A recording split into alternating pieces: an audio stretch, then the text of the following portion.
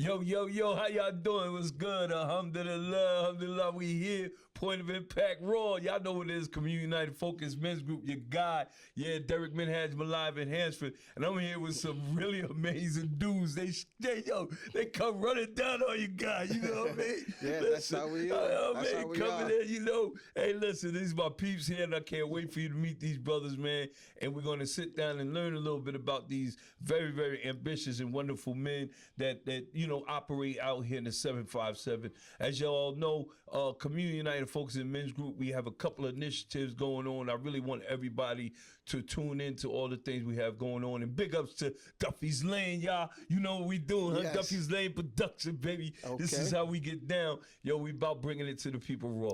But yo, I want to introduce you all right now, and I'm going to let them introduce themselves. But first, we're going to go with the Honorable Councilman Cash Green, y'all. I am Councilman Cash Green with District 7, Virginia Beach. And I am grateful to be here. This is such an honor to be among men of truth, men of courage, men of tenacity. And for me, that speaks volumes. So honored to be here, sir. Oh, man, thank you. Thank you so much, Cash. Hey, listen, the councilman, man, is my dude. This is one guy that I'm going to tell you, look, don't give him a ticket to cut or reservation because he's going to be there. That's don't right. think he That's ain't going right. to be. He's going to show That's up 10 right. toes down. That's This right. is what I love about this brother. That's Now, right. listen, man. That's right. This my guy. That's right. We got another New Jerusalem, real cat in here, y'all. You know what I'm saying? Coming from the Brick City. Brick City My all man, day. Love. Yo, talk to him, Love. Yes. My name is Randell Love Barkley. I'm the author of Heartbroken Soulmate, which is basically a book about my life with my wife. She was suffering from PPD, but we out in the community now trying to raise awareness about postpartum depression, postpartum psychosis, the effects it have on society, how we can curb it, and also assist these mothers that be going through these challenges through pregnancy. So I feel blessed and honored to be amongst Molly. The whole Malai. Oh, okay. Everybody, a lot of people say Molly. Don't feel bad. Okay, Just Malai. Malai. Yeah, a lot of Okay, people say Malai. it. Don't get it wrong. Everybody, a lot of people do it, so it's no pressure. Okay, cool. I got it, Malai. My attribute is Hakeem, so I could be able You know to what I flex mean? with that a little bit. Yeah, but and also the councilman, he's a man of his word, like you Yeah, said. And I text him the same thing I text you. Yeah. Say, you're a brother of your word. Like, absolutely. from the time I met both of y'all, Love, I'm gonna do this. I want to see you at this. Boom, it happened. It's been And that's rare. So when you even open up your whole presentation with men of truth, Yes. that's a real good. That's a real- good solid, beginning, because that's what we amongst right now. True speakers and people that's about their word. Alhamdulillah. Gentlemen, we have an event coming on. I just want to bring everybody. We have an event coming up real soon. It's called Iron Sharpens Iron. That's right, Iron Sharpens Iron, Men of Action. And this is going down February the 5th at the Chrysler Museum, man, at the Prairie Glass Studio. You don't want to miss this event. It's going to be amazing. Our keynote speaker is going to be Pastor Dr. Kirk Houston of Kissimmee Church. And also we have the renowned guest speaker is going to be the mayor, Dr. Kenneth Alexander. This brother, these two brothers dynamic. And you don't want to miss, of course, Duffy's Lane Production presenting the small document on Iron Sharpens Iron and how we interview. If you don't mind right now, gentlemen, both of you expound to me, and Councilman Green, we'll start with you. Like, can you just expound on me, like, what does Iron Sharpens Iron mean to you in today's perspective of how men are moving in the community? Yeah. No, I appreciate that. Thank you for that. For me, it means the best version of yourself. You are a individual who has gone through the school of hard knocks. You've experienced some things in life. And so what you present, your community face, your private face, is the same. Right?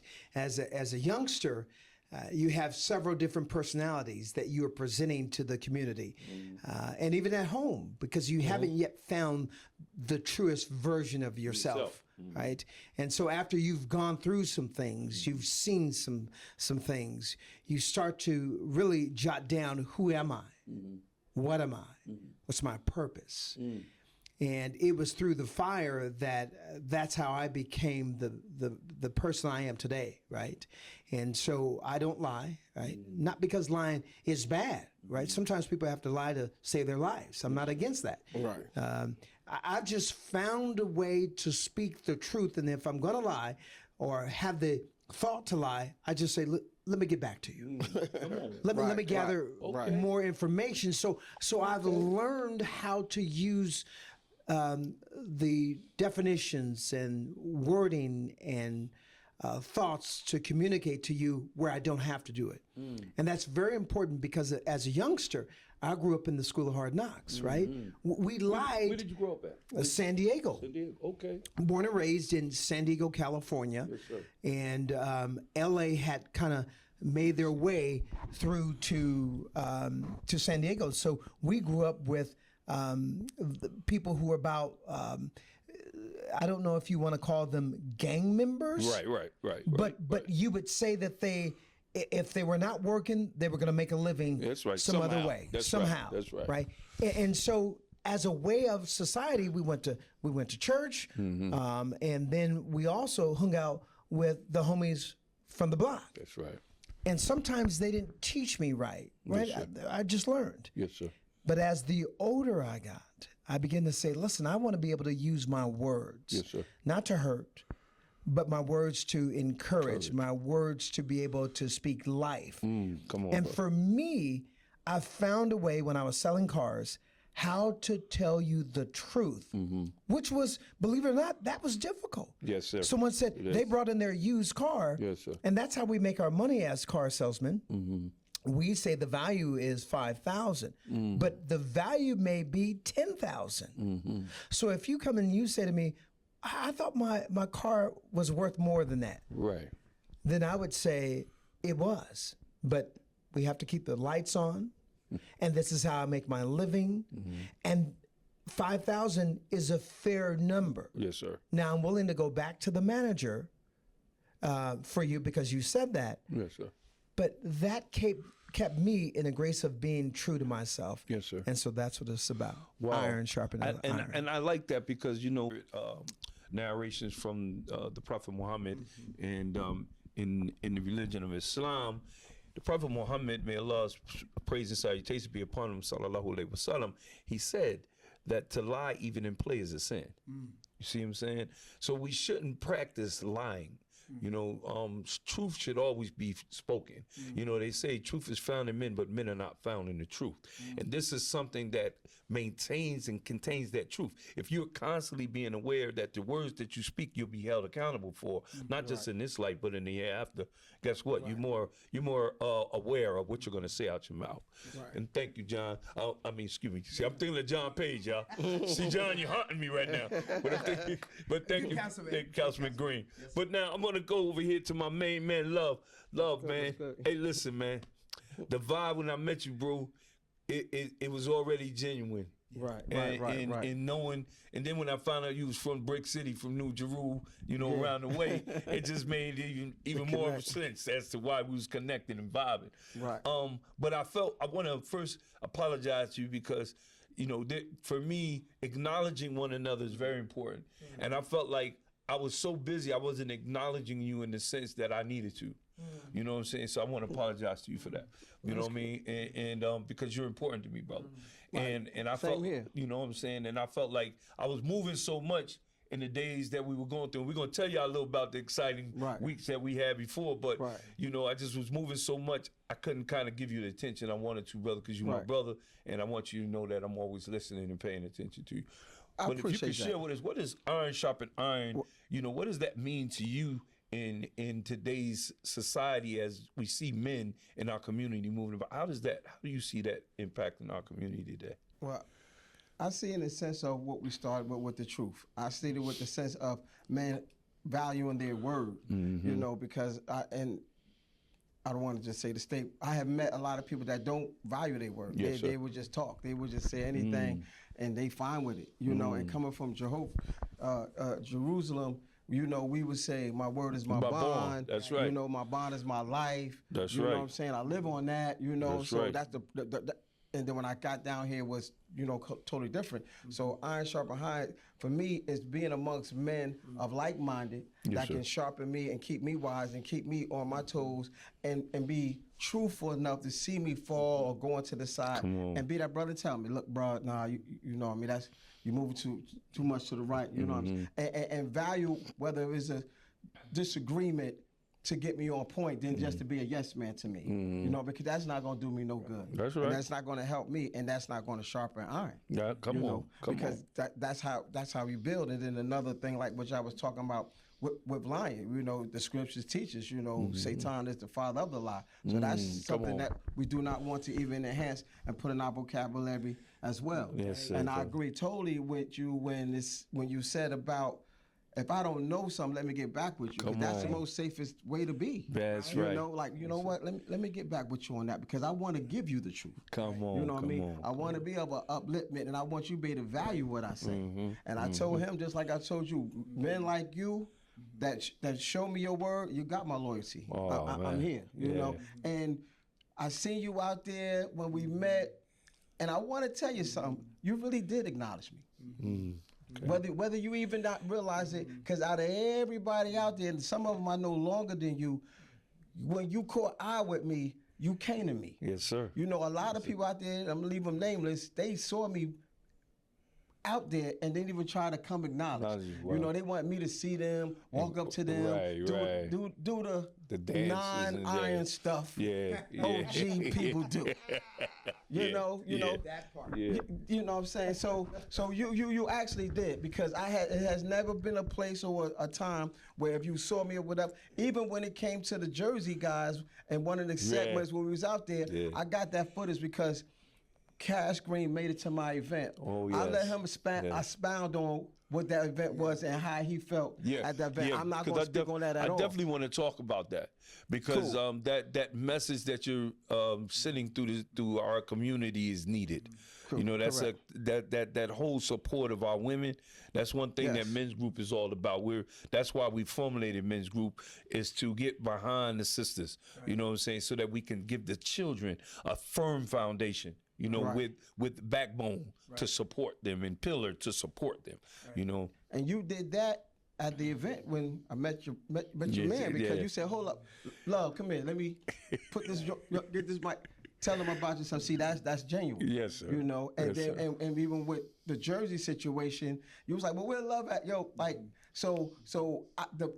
the spirit and the bond has already been made. The covenant that's between us is there. You know what I mean? That's why I went ahead, gave the book. Look, listen, let's do some things, because there's a lot about me that you still haven't learned. Oh yes, you know what I mean? I know it's a lot. Little small fragment. Yes, sir. And you got the book. This man got the book. Okay. And got to me in 4 hours after reading the book. Okay. And our relationship is growing from this point on. Wow. So the iron sharpens iron, it starts with men's like-minded like us, and let's keep it true and real with each other. Alhamdulillah. And this is what I, have been so grateful for in the past 2 weeks. I've been surrounded by powerful, moving men like yourself all the last week and the weekend before. But this little... They popped up on me, y'all. I'm telling you, they bum rushed me, yo. You know what I'm saying? Because I was expecting love, and love was like, yo, I got the councilman coming through. I was like, councilman? What councilman you got coming through? He was like, yo, I got Councilman Cash Green. I was like, what? My brother? He's like, yeah. I was like, man, we can ready to do it up. So alhamdulillah, I give all praise and thanks to Allah. We plan, but Allah is the best of planners. Yeah. And it's just amazing having you here.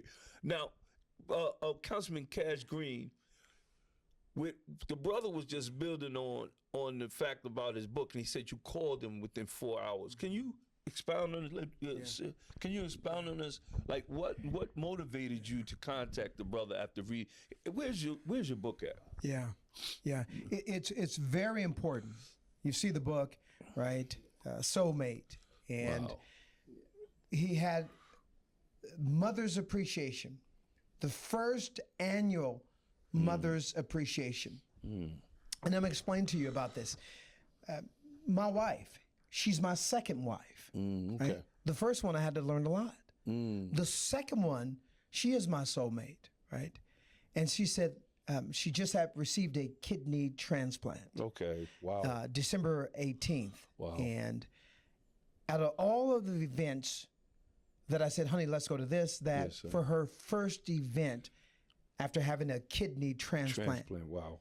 she said this one. Okay. Let's attend this one. Wow. So we attended. He got up there and spoke, showing appreciation to mothers as being the backbones, right? Come on. After that, my wife whispered in my ear. She said, you should see if we can draft up a bill and send it to our legislators. Okay. Called the Berkeley Postpartum Depression Wow. Awareness Act. Wow, that's amazing. We drafted up that bill that night. Let's go. We took information from the book. My wife and I, we stayed awake till about 2 o'clock in the morning, and we had that bill drafted. Let's go. From there, we sent that draft bill to legislators, which the cutoff for any bills, new bills to be filed is Friday, tomorrow. Okay. We had a couple of legislators say to us, well, we've filled our quota. We have one that is looking at filing it for year 2026. Okay. But if not, we are still going forward because now we've made known to our local legislators that we have the Berkeley Postpartum Depression and Awareness Act bill that will be on the table. We're not going anywhere. We're just getting started. Yes, sir. And we're going to rally behind his cause, not just here in the 757, but at the General Assembly. Here we go. And I've got to tell you this. Thank you so much. I'm a council member. We write ordinance, not bills. We write ordinance. Yes, That's sir. different. Yes, sir. Right? We write city ordinance. Okay. Here, this brother has encouraged us and inspired me to go outside of my lane. Yes, sir. And then really put the truth to power about being a council member. You're supposed to be connected with legislators. So he had me connect with my local legislators. Come on, brother. And then go beyond that to the senators. If this person didn't answer, then we went to the senators. Next level. That's right. Because of his story, his life, his truth. Come on. That's amazing, man. And you know, I don't know much about postpartum depression. And I know that has something to do with childbirth, right? So would you like to share a little bit? It's been a long journey, and I'm in a good place. And depending on the setting or where I'm at, you know, it always can get emotional because it's a part of my makeup. It's in my DNA. But I have, you know, elevated to a point that I can talk more, you know what I mean, fluently about it. So with postpartum, with postpartum depression, what happens is a mother go through a regular period, what they call baby blues. And it comes after 2-3 weeks of them having a baby. Oh, wow. You know, so back then when we had ours, my wife, we was having babies back to back. We didn't know the significance of it. And my wife, she was beautiful. She didn't get high. She didn't do drugs. She was very family orientated. She just fell into a depression whenever she got pregnant. That's it. Outside of that, we good. So what I had learned was if the postpartum, if depression lasts beyond them 2-3 weeks, they will be suffering from what they call a postpartum depression. It could be having a history of depression, experience marital problems during depression, undergoing difficult life choices. Their body have obsessive compulsive disorder where the chemical balance of them Brothers, is pay off. attention. Brothers, pay attention. Pay attention. And then she may smash out on you for something simple as you came back from the store a little bit longer than she, necessary, you know. So and you think, oh, yeah, something wrong with her. And actually it is, because what happened is this. I want to make this known on the camera. When a woman dealing with postpartum depression, they have homicidal or suicidal thoughts. Wow. They have it.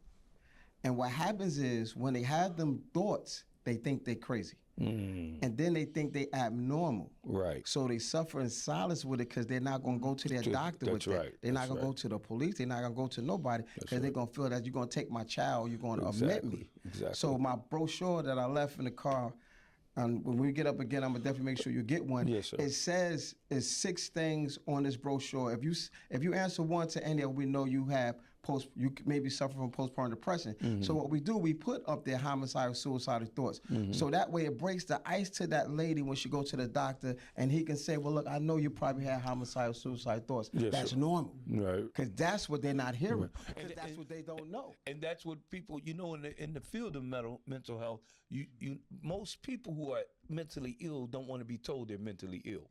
Exactly.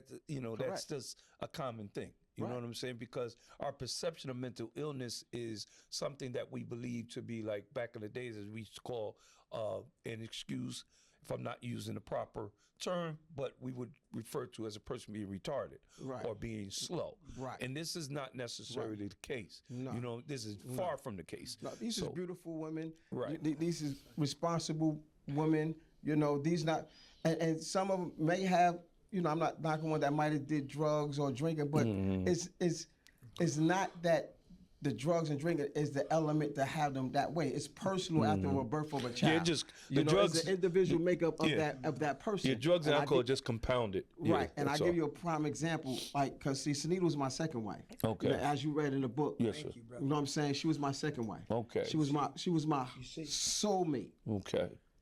Speak. That woman, like, she was everything to me. Everything. Wow. Bro, everything. My first wife, I took her through HELL. Wow. If anybody would have did something like that, I would have thought it'd been her. Because I really was a young, wild kid. Right. So to see the contrast and learn after the fact that I knew, I said, I tried to kill myself 3 months after my family died. Wow. I was over here in Centera. I woke up 8 days later, still alive. Wow. And I'm like, why, God, would you still keep me here? Yeah. So the National Institute of Mental Health came from D.C. to talk to me in reference to writing a book, to try to share my story, because it was the worst catastrophe in 2002 out of all the deaths. It was the worst. 5 people died. Now, before you go any further, I want you, because you just threw out there about the death of your family, okay? If I'm listening and I'm observing, I'm thrilled. Because I'm like, wow, this man just mentioned his wife passed away. To not just lose your wife, but you lost your family. It's been horrific. Wow. It's been the horrificness is just coming on the scene. The horrificness was being over here at the morgue, having to identify my family, how they look. Wow. In that state. Yeah. That's a. Wow. That's a, darkness. Yes. When we're standing on your worst enemy. Yeah. So getting past that, it led me down the route. Yeah. So I did the drugs, I did the drinking. I was all messed up. You know what I mean? And when I first put the book out, I was, I'm keeping it 100. I keep it 100 on the show. Yes, sir. I was getting high and everything. Okay. So, and I was going out there helping, but I felt like, nah, I'm a hypocrite. I'm like, nah, I got to get me right before I push this any further. And I put it down for a decade. You know what I'm saying? Because I wanted to be right. When I talk to any woman, any man, I want to be clean. I want to be right. Let's go. You know what I mean? Let's go. So that's why I put it down for a whole decade. No events, no nothing. So I got me right. And now that I'm at that place, yes, I've been clean 4 years, and I'm proud about myself. You know what I'm saying? So I'm going 100 with this, because there's women suffering silence. That's one case I would like to expand on. When a book came out, it was a lady, she was going to kill herself in Texas. She had 4 kids. Her husband was in the Navy, cheating on her, whatever. She was in her office on the 3rd floor. She about to cut her wrist and do herself in the office. She was just overwhelmed. A lady came in her office, said, listen, my girlfriend from Virginia, brother got a book. I want to give it to you. Right.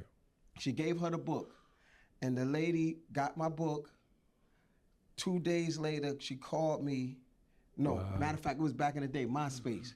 She reached out to me on MySpace. Okay. I don't know what that is, but Yeah, yo, Social media. yeah, it was the beginning of Facebook. Oh, really? It was the beginning of Facebook. Okay, I was She incarcerated reached on that me time, so- and she told me, Mr. Bartley, I was going to kill myself, the date she was going to kill herself, how she was going to kill herself.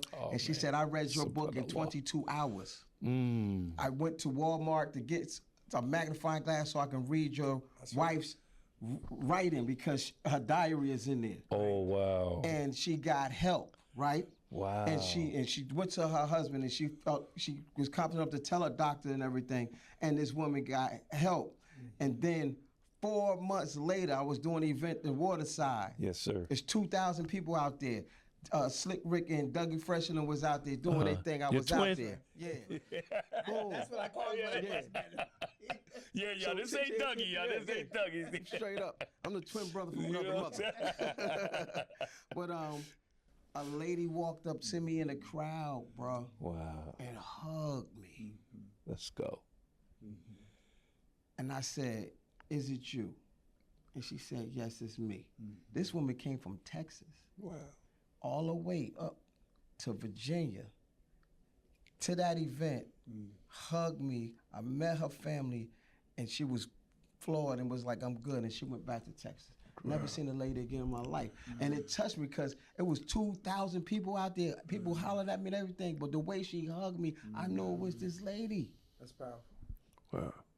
Bro, you got me tearing up over here, bro. That's crazy. Her purchase, That's her crazy. story mean more to me about 1 million books being sold. Wow. Yeah, that's crazy. You know what I'm saying? Her, and it was 16 others. That meant everything to me. Them Alhamdulillah. others. So I'm like, yes, it did was I wrote it for to do. And you know, Bro. yeah, you hit me. You know, see, this is why we need more spaces where we as men can come together, man, and talk about these issues. You know what I'm saying? Like, for real, yo, put down the macho bravado. This is a brother sharing with us, man, Yeah. a time in his life where, man, I don't know about you, brother, but when you lose your wife and your children, Yes. bruh, that's a tragedy of helplessness that I don't want no man to feel. Exactly. You understand? Exactly. So I deeply ask that, Exactly. you know, Allah guide you upon the straight path and grant you ease and direction, brother. I appreciate that. If you don't mind, let me ask you, Councilman, when you hear, of course, I see how you were motivated very heavily now. That's right. When you hear the brother, you know, right here, personally, just pouring out it. What does that do to you to inspire more brothers to be more open about the issues going on in their lives, and why it's so important for us to check our emotional intelligence, you know, so that we don't respond to things in a way that could be adverse to getting a positive result. Right. What do you think is, you know, something we can do more to aid brothers like this in our community who are going through things like this? So being here at this venue, being here at a media where we are actually letting people know his story, we are partnering together. And I'm going to say this, and I'm going to leap off to answer your question. Yes, sir. But I didn't want to run for office because this was my second marriage. Right? I didn't want to run for office because the woman I married, she had 3 kids and I had 2. And, you know, in the streets, you don't marry someone that has 3 kids. You don't, that's not love.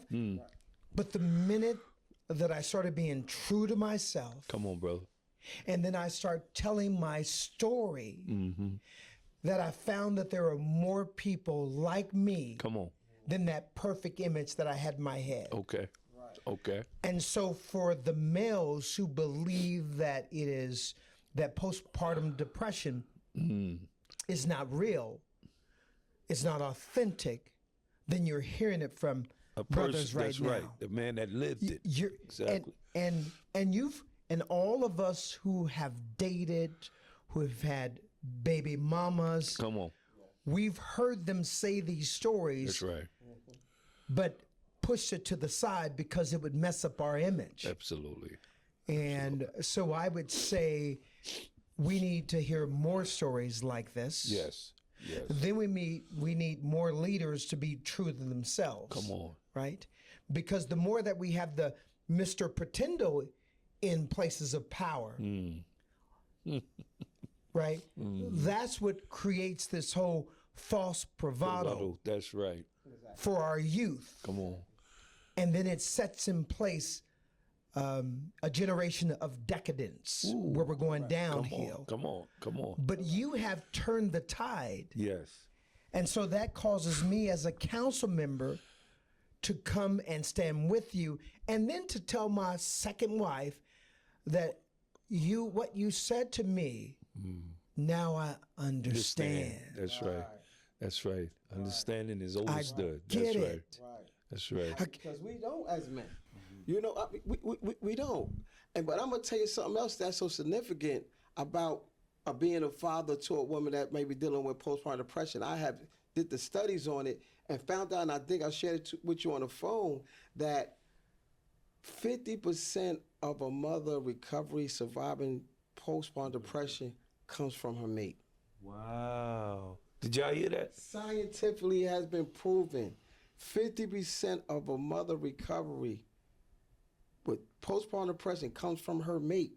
Mind you, we're not trained, we don't have it. It's just our presence of the connection of who we are as their mate. As the law, it's more significant. As the law tells us in the Quran that we are comforters to one another. That's right. Think about it. Right. So that doctor giving her meds and everything else, she still have complete. Come on, B. You done medicated her up and got all woozy and everything, but she's not complete. Her man ain't there. She need, not want, but need us there. And that last day, I was going to the studio to do a song for her she didn't know nothing about. Booked the time, and she was like, babe, no, I don't feel good. Just stay here. I said, I already got the time. Look, you're going to like this song, you know, and everything. She's like, no, just don't go. I left. Wow. Went to the studio. I told her I'll be back in 2 hours. As the daggone, I think it was Isabel, one of the worst storms we done had in Norfolk. Everything was flooded everywhere. I was in Virginia Beach. Took me 4 hours to get back. Man, she pat all my stuff at the door, and I was just like, okay, now she throwing me out again. So, and I'm still downplaying what she's going through. Come on. 11 days from that day, she murdered everybody and herself, bro. Wow. 11 days. Wow. So I put the music down for 15 years. I didn't sing a song, do a rap, nothing. I just started back the music 3 years ago, bro. 3 years ago. Because I've been going to counseling for 3 years, and through counseling, she helped me go back to that dark place, and she helped me realize and see where I wasn't the guilt factor. There was no way possible I could have known. But what I can do is be a powerful factor today to help those, to educate them so they can know. Now, I had to let it go. My counselor ran 3 different ways of, okay, well, what if you did this? To help me see, like, there's nothing you could have done. As they say, kun fayakun, when the law it's nothing something, there's nothing you're going to do. It's nothing you could have done. Was meant to hit you, going to hit you. Was meant to miss you, going to miss you.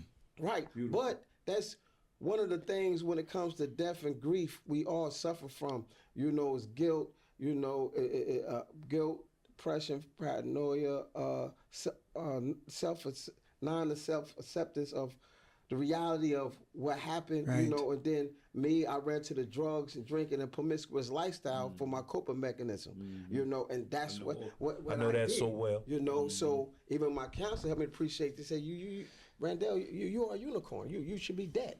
You should be in prison somewhere. There's no way you should be standing here even talking to me in the same mind.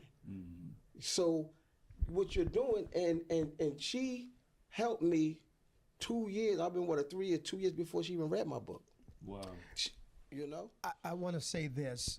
The Barkley Bill, and hear me, the Barkley Bill tells physicians, doctors, maternity doctors, that after childbirth, you must give them a pamphlet. You must verify that postpartum depression is a real thing. That's right. And it is your job, it is your duty Yes, sir. that you must communicate that to each mother that you help deliver. It is a bill, which means it is a law. This is what we're rallying behind you, sir. And so all of your efforts, all the places where you've been to counseling, all of that has helped you to communicate that message to me very effectively. And as males, we have to redefine what that means. Yes, sir. Gone are the macho days where you just tuck it down, keep it quiet. Yes, No, sir. you actually hurt the next generation. That's what happens. That's what And happens. most importantly, you hurt yourself. And you know, this is a cool segue into the next topic I would like to talk about. Because so often in our community, we suppress a lot of what we feel is going to expose us as being weak. You know, one of the things coming out of Paterson, New Jersey, I learned early on when I lost, you know, people who I loved to the streets and that emotion. I learned early on to, you know, I just would let it out. Because for me, holding in that and suppressing that pain was what was one of the reasons I was a violent person that I was when I was out in the streets, and one of the reasons why I was using drugs, one of the reasons why I was out there, you know what I'm saying, looking for unnecessary attention, you know what I'm saying, wanting to be accepted and all these type of things, because I didn't know how to handle, you know, the realities of life, you know what I mean, and because so often we paint this picture that life is supposed to be just happy, go lucky. Go get a good job, go get an education. Trust me, you're gonna have the best life. No, that's BS. And that's something that, you know what I'm saying, I wanna go into right now. I wanna talk about, you know, we recently big ups to poolside cooking, Jim and Hewlett and the whole team of poolside cooking, my man, and big ups to the wonderful man, amazing producer Walla, you know what I'm saying? Walla, We big gonna ups. get Walla, we coming to get you in, baby. And then of course, y'all, you know what I'm saying, Joey Blanco, the producer behind this whole theme, man. He did an Listen, excellent job. I gotta holler at you, Blanco. you know what I'm saying? Before I go into that, I want to just let you guys know, Community United Focus and Men's Group, we're right now signing up. However you need us to support that bill, we there. Okay. However you need us. Appreciate that. If you need us to travel out to Richmond, guess what? We're gonna travel out to Richmond with you. We gotta have that bill. All right.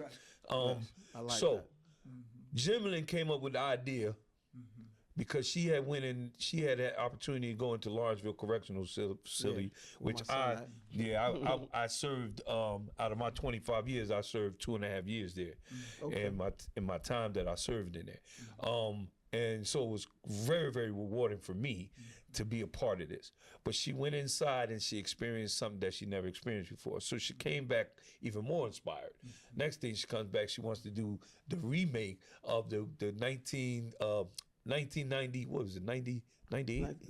90. Talking about Self-destruction? 19, no, it's earlier than that. yeah, it's I think 19. 88 or 89, one of those. 88, 89? 89, yeah. Excuse me, guys, if I little... Look it up. Yeah, for us. Yeah, look it up for us. Hey, we're being It truthful. should, You know it what should I'm be. saying? Matter of fact, It's in the 80s. It should be. It Right? definitely should Let's be. check it out. Right? It's definitely So check in it the out. 89. There you go. I hit it. There you Yep. go. Yep. 19. January 15th, 1989. So it is. we relived this song January 15th, 2026. So And dropped it it dropped at the same time. That's right. So we had the pleasure of, man, coming together, all of us doing the video shoot. You know, it was a live thing. right. But February the 1st, we're getting ready to start our campaign of self-destruction, break the cycle. You know what I'm saying? Big ups to my brother Philip, president of Men's Group, Philip Adams. Man, he came up with a wonderful idea and campaign, design that he wants to push. We're pushing right now with Jimlyn. February the 1st, we're going to be calling on you, the entire nation, to step up. If I may ask you, brother, with all that you've experienced, what will be most important for you to break the cycle in? the stick. Well, my cause for one, because the stigma behind it is that these mothers are crazy, or you know, and they are neglectful mothers, and they're not, you know, and also, you know, that alone. That's why I did the Mother's Appreciation, to appreciate what mothers have done. You know what I'm saying? My mother's dead. Wow. My grandmother's dead. 2 of my wives are dead, and my other baby mama are dead. Wow. 5 of the mothers that had the most effect on my life are gone. Wow. I did this for mothers that don't have no connection to me at all. Yes, sir. Yes, sir. None. Yes, sir. None. There we go. It's just what I got from my mothers and my baby mothers and my wives is what I got for them, that I feel like, well, let me acknowledge these mothers. Let me let them know I see you. It's some men, it's some of us men that see you. It's always mothers and women doing stuff for women all the time. Everything going on is 70% of the women. That's why I wanted to do something and have the men come aboard to help do something and let them be catered to and let them be feel embraced. Because the event that I done, and he's my witness, none of the mothers knew about the war ceremony. All I told them was, I'm putting together this event to put on a show for y'all and give y'all some free gift bags. No judgment zone, y'all come and have a good time. That's it. Not one mother knew that they was gonna be honored or have an award. Come on, brother. None. He'll tell you. Every woman came up there, and Janice was there. Yes. Janice was there because me and Janice bond goes all the way back to 2002. I lost my family in 2002. Me and her son was doing weekends in 2004 when she lost him. Right. So she became my mama, you know what I'm saying? And we've been rolling. The bond was there. And it's been decades, you know, we found ourselves in school, but I don't want to deviate too much. But as far as what you're saying is, the impact of mothers is not looked at the level it need to be. Mothers do a lot. Yes, they are the amazing. Think about it. They're the only organization of women that don't get a retirement plan. Yeah. They don't never do 65 years and collect a check. Come on, brother. 24/7. Come on. 7 days a week. The kids, the grandkids, the great-grands. Come on. They deserve more than just Mother's Day. Yes, and that's do. what I felt. Every day. You know what I'm saying? Every day that's what women I felt. are to be, mothers are to be loved. If I could do this every year, to beginning of the year, January, just like the self-destruction, that's going to be an every year thing for us. Okay. I want to do this every year for them. Wow. You know? And so Councilman Green, Yes. Cash Green, Yes, sir. hey, listen. I already know you guys set up your sleeves. Yes, Y'all see the brother's bow tie, right? Listen, a distinguished player. I love this brother. But listen, what would you be most concerned in breaking the cycle with? Yeah. So What would be most important to you? the number one thing that I learned in 2013 when I had the epiphany, right? When my life changed and I became the truest version of myself. Yes, sir. Was the ability to communicate effectively, right? Growing up, I didn't smile in pictures because my father said, we don't smile in pictures. Come on. And if you have an emotion, you don't need to communicate it. Yes, sir. And we'll just talk about it later. So the ability to communicate your feelings effectively. Yes, sir. I took out a dictionary. I began to research like Malcolm X. Come on, brother. He read the dictionary, and so did I. Yeah, I took okay. a word of the day, and I began to read so that I can truly communicate how I was feeling. Instead of putting up my fist because they were not hearing me or yelling because they were not hearing me, I began to use words. Literacy, brother, is very important. Come on. And that broke the cycle for me. Wow. That is deep, yo. I love that. And you know, because I work in the Norfolk City Jail as the librarian. I'm actually the first ever in history as a returning citizen to be employed by Norfolk Sheriff Department. That's powerful. Yeah, and I'm very grateful. Powerful. Thank you. Yeah, all praise and thanks belongs to Allah, God. And you know, for me, breaking the cycle is the addiction of the lifestyle of you know, a fast life, and just more about building entrepreneurship and learning how to be more sufficient as a man, a responsible man in my community.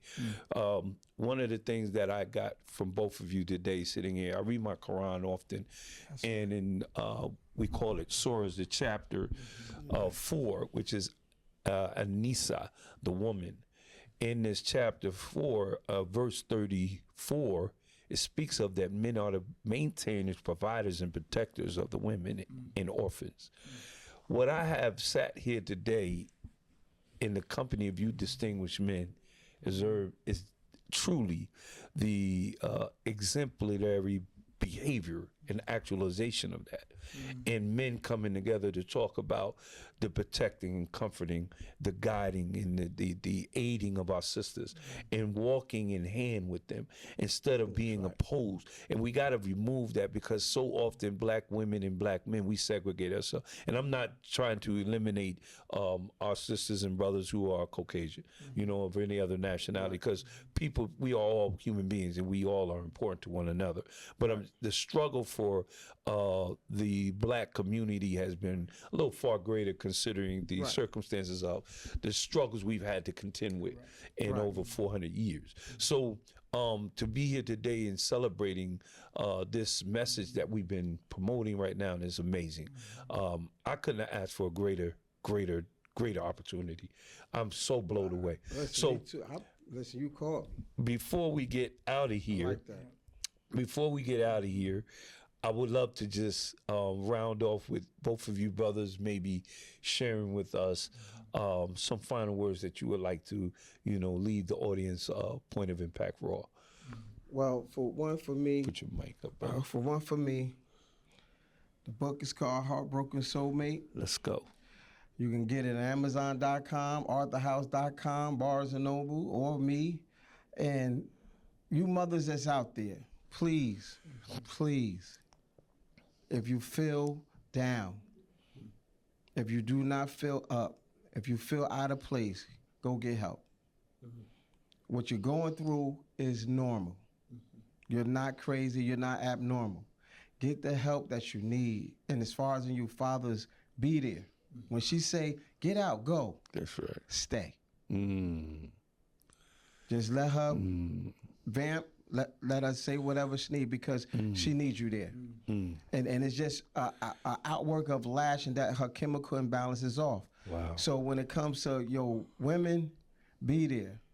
That's all they need from us, just our presence alone. You will be amazed at how much your presence will mean to your lady if you just there. Just so deal with it. Yeah. Outside of that, we got more events coming up, and we would like to have y'all come out. Please, Mala. Yes, I want to say it's an honor to come here and be with you. Yeah. You know, Cash Green. Always. And he said that green means something. We're gonna find out. But yeah, I would like to end it with that, and also say to my audience that whatever you do in life, like Cash said, be true to yourself. Be true to yourself. Wow, thank you. Councilman Cash Green. Thank you. This guy, I admire this man, because, bro, this man be there. He be in the place. This is my dude. I'll tell you, I look around, I be like, yo, they have a vid going. All of a sudden, I pull up, you see this brother with the nice little Kango cat on, you know, creased up with the shades on. I'm like, what is Cash Green? Yes, brother, right here. Thank you so much, brother. Thank you. What are your final words that you would love to share with our audience, man? Thank you. Again, my name is Councilman Cash Green, and my seat of power has been given to me to tap on the shoulder those who have gone through the school of hard knocks. Hear me, who are on this side. Come on, brother. Right, of life. Because we need you to help influence this next generation. Let's go. Yeah. And so I am, and I will be in the streets. I will be boots on the ground. I'm coming to the person that says, I have no high school diploma, only a GED. Come on. I'm tapping you on the shoulder because I do too. I'm coming after the person that says, all I have is certifications, and I've worked construction No one wants to listen to me. I'm coming for you because we need your life experience. Come on. I'm coming for the father who has 5 baby mamas. Yes, sir. I'm coming for the father who says, listen, I've been incarcerated most of all of my life. What good could I be? I'm coming for you. These are the leaders. This is my message. Here I am. Wow, thank you. Hey, man, Councilman Cash Green, y'all. I love these brothers. And as y'all all know, you know what I'm saying, this is our final little moment in this outstanding interview. Outstanding. But I would love to just remind everyone we have coming up again, February the 5th, Iron Sharpens Iron Men of Action, which we're partnering with Community United Focus Men's Group, partnering with the city of Norfolk, and of course, the Honorable Councilman John Page, putting this down. And we'll be kicking off February the 5th at 5 o'clock. The doors open, 5:30. Event will begin. And we have talent, we have entertainment for you, we have beautiful speakers, and we're going to have a surprise panel for you, so you don't want to miss it. And we have a surprise small documentary for you produced by Duffy's Lane. Okay, so make sure you show up for that. And also, everyone, I'm glad you spoke on the support of our sisters.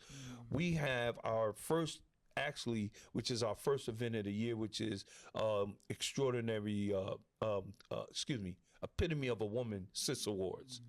Yeah, Epitome of a Woman Sis Awards, which is Sisters in Service Awards, and we are having that February the 27th. February the 27th will be at Poolside Cooking. This will be our second annual Epitome of a Woman Sis Awards, so you definitely want to show up and get out and support these amazing sisters. But I would right now like to, present, ask you two to be honored speakers on the bill and why it's so important to present that bill at that event. Yes. I would love to have you come and speak about it. Yes, no doubt. Thank you. We will be there. Okay, and that's my word to you, brothers. You will definitely be there to present that bill and so we get some people to sign on for that bill. All right, right then and there. We ain't doing no playing, y'all. So I'm gonna get out of here, guys. We love you all. That's right, another Duffy's Lane production, and here we are, Community United Focus Men's Group, keeping it real, y'all. Point of Impact Raw. See y'all later. Stay safe. Alhamdulillah. Assalamu alaikum to all my brothers and sisters. Yo, we love y'all out there. People, stay up. Keep your head up. Yo, we gonna make it. It's gonna be all right. See y'all later. Love. Beautiful. All right. Yeah.